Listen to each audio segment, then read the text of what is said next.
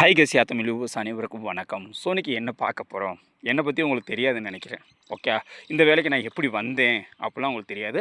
So கண்டிப்பாக அதை சொல்கிறேன். ஸோ அதை சொன்னேன் அப்படின்னா, நாளைக்கு எக்ஸாம் எழுத போகிறவங்க நீங்களே நினைப்பீங்க, இவரே பாஸ் ஆகிட்டாரு, ஏன் நம்மளால் முடியாதா அப்படி சொல்லிட்டு. ஸோ ஒன்றே ஒன்று, நம்பிக்கை. ஓகே, நான் வைக்கல, எங்கள் மச்சான் என் மேலே நம்பிக்கை வச்சாரு, இன்றைக்கி நான் இங்கே இருக்கேன். ஸோ அதனால தான் நான் அடிக்கடி சொல்லுவேன், எந்த விஷயத்துலையுமே அவர் அன்னைக்கு கொடுத்த நம்பிக்கை இன்றைக்கி நான் நம்பிக்கை வச்சு இன்றைக்கி பெரிய பெரிய இடத்துக்கு வந்தேன். ஓகே, ஸோ காரணம் ஃபஸ்ட்டு ஸ்டெப் எடுத்து வச்சதே எங்கள் மச்சான் தான். ஸோ நான் அவருக்கு ஃபஸ்ட்டு சல்யூட்டு. அதுக்கு மட்டும் இல்லாமல் நீங்கள் எக்ஸாம் எழுத போகிறீங்களா, அவங்களுக்கு எல்லாத்துக்கும் என்னுடைய ஆல் த பெஸ்ட்டு. ஸோ நல்லா எக்ஸாம் எழுதுங்க, நல்லா பண்ணுங்கள். ஸோ நீங்களும் கண்டிப்பாக என்ன மாதிரி யூனிஃபார்ம் போட்டு கை நிறைய சம்பளம் வாங்கி கடவுளை வேண்டிக்கிறேன். ஸோ எப்போவுமே உங்களுடைய அண்ணன் ஜெகன் யாத்தமிழ் உங்களோடயே இருப்பேன். ஸோ எந்த டவுட்டாக இருந்தாலும் கமெண்ட் பண்ணுங்கள், கால் பண்ணுங்கள், நான் கண்டிப்பாக சொல்கிறேன். ஸோ ஓகே, வாங்க பார்க்கலாம். ஃபஸ்ட்டு நான் இந்த வேலைக்கு போகும்போது தகுதி இருக்கா இல்லையான்னு கூட எனக்கே தெரியாது, எனக்கு தகுதி இருக்கா அப்படின்னு சொல்லிட்டு. ஏன்னா நான் 2 வருஷம் நான் ஃபெயிலாக இருக்கேன். ஓகே, நான் 8ஆவதுலேயும் ஃபெயிலு. ஓகே, சாரி 7ஆவதுலேயும் ஃபெயிலு. ஸோ அதுக்கப்புறம் வந்துட்டு 12லேயும் ஃபெயிலு. ஓகே, பப்ளிக் எக்ஸாமில் 12லேயும் ஃபெயிலு.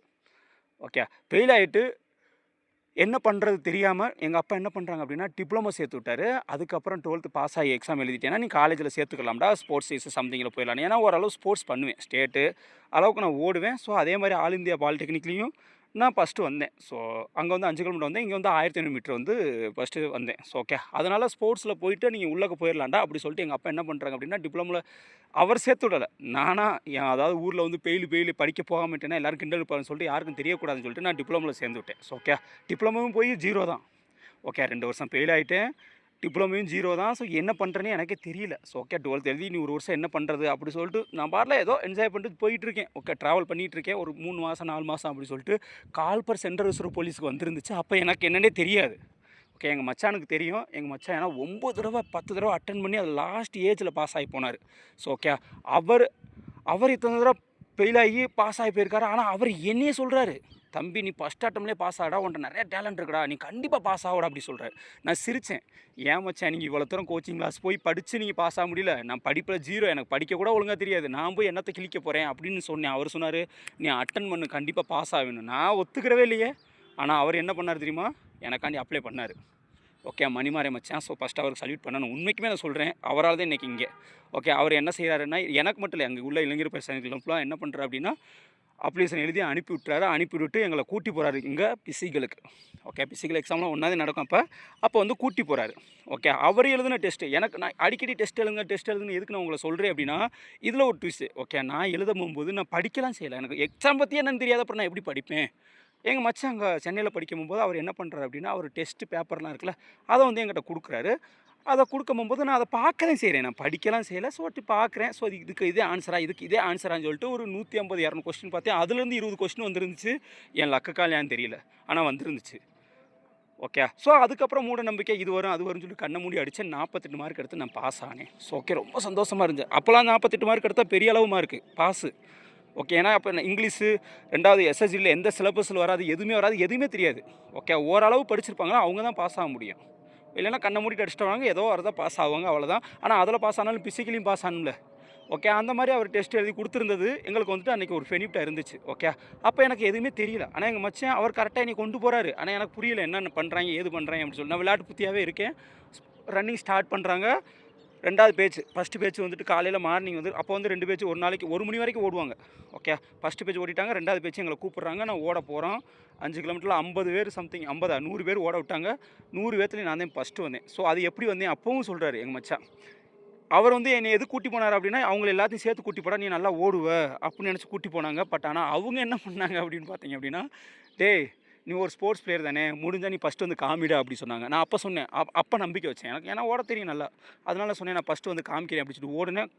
அந்த பேச்சில் இல்லை, ஃபுல்லாக அன்றைக்கி ஒரு 12 நாள் ஓடினதில் நான் ஃபஸ்ட்டு 16.55 ஓடி ஃபஸ்ட்டு வந்தேன் ஃபுல் அண்ட் ஃபுல். அங்கே ஒரு பஞ்சாபி, அப்போ சரதாரன் கூட எங்களுக்கு தெரியாது, பஞ்சாபின்னு சொல்லியிருப்போம். அவர் வந்து சொன்னார், நீ தாண்டா ஃபஸ்ட்டு டைம் அப்படின்னு.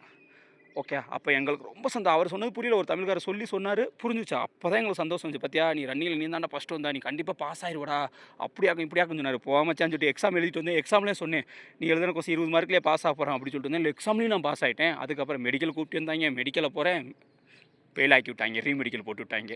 ஓகே, எங்கள் மச்சான் லாஸ்ட் எக்ஸாமில் பாஸ் பண்ணிட்டாரு, மெடிக்கல் எல்லாமே ஃபிட் ஆகிட்டார் அவர். அப்போ நான் நினச்சேன், மச்சான் எனக்கு போச்சு அவ்வளோதான், ஓகே, நான் தான் சொன்னேன்ல, படிப்புலையாவது விளையாட்டுலையும் பாஸ் ஆகிட்டோம். ஆனால் நம்ம இதில் வந்து ஃபெயில் ஆயிருவேன்னு எனக்கு தெரியும். அதே மெடிக்கலில் பூச்சி ஊற்றிக்கிருச்சு. நான் இப்போ என்ன பண்ணுறது அப்படின்னு சொல்லியிருந்தேன்னா, அதுக்கப்புறம் தான் அவர் சொன்னார், போடா நீ பாஸ் ஆகிடுவிட அப்படின்னு.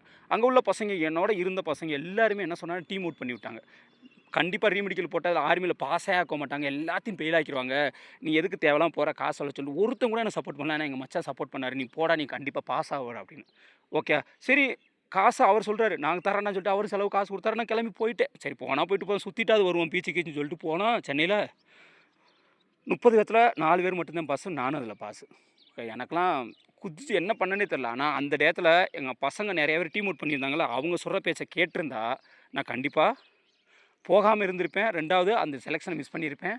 அடுத்து நான் போயிருப்பேனா இல்லைன்னு கூட எனக்கு தெரியல. ஆனால் எங்கள் மச்சான் லாஸ்ட் வரைக்கும் நீ பிடிச்சி, நீ போடா, நீ பாஸ்ரா பாஸ்ரா, நான் ஃபெயில் ஆகிறேன், இதெல்லாம் அவருக்கு தேவையில்லை. நீ என்ன பண்ணுற ஏது பண்ணுறது. ஆனால் அவர் ஒரே ஒரு நம்பிக்கை, நீ கண்டிப்பாக பாஸ் ஆயிடுவேன்னு சொன்னார். ஆனால் இன்றைக்கி பாஸ் ஆகினேன். அதே மாதிரி வந்து ஜாயின் பண்ணேன். ஓகே, ஜாயின் பண்ணி உள்ளக்க ஸ்போர்ட்ஸ் பண்ணேன். ஸ்போர்ட்ஸும் நல்லா பண்ணேன். அது வர கமாண்ட் கோர்ஸ், பிடி கோர்ஸ் அது இதுன்னு பண்ணேன். இன்றைக்கி ஒரு கமாண்டாகவும் இருக்கேன். எவ்வளோ சந்தோஷமாக இருக்குது தெரியுமா? இன்றைக்கி அவர்னால இன்றைக்கி கை நிறையா சம்பளம், இன்றைக்கி யூனிஃபார்ம் போட்டு கெத்தாக இருக்கேன். அதனால சொல்கிறேன், டீம் அவுட் பண்ணுறவங்கள பேச்ச நம்பாதீங்க. உங்கள் மேலே நீங்கள் நம்பிக்கை வைங்க. யாராவது ஒரு பர்சன்ட் மட்டும் சொல்லுவாங்கள்ல, அவங்க நீங்கள் பாஸ் ஆயிடுவேன்னு சொல்லிட்டு அவங்க பேச்ச மட்டும் கேளுங்க. அதனால தான் சொல்கிறேன். ஸோ ஓகே, டீம் அவுட் பண்ணுறாங்களா, ஸோ அவங்களாம் நீங்கள் வேலைக்கு போயிடக்கூடாதுன்னு கூட நினைக்கலாம்.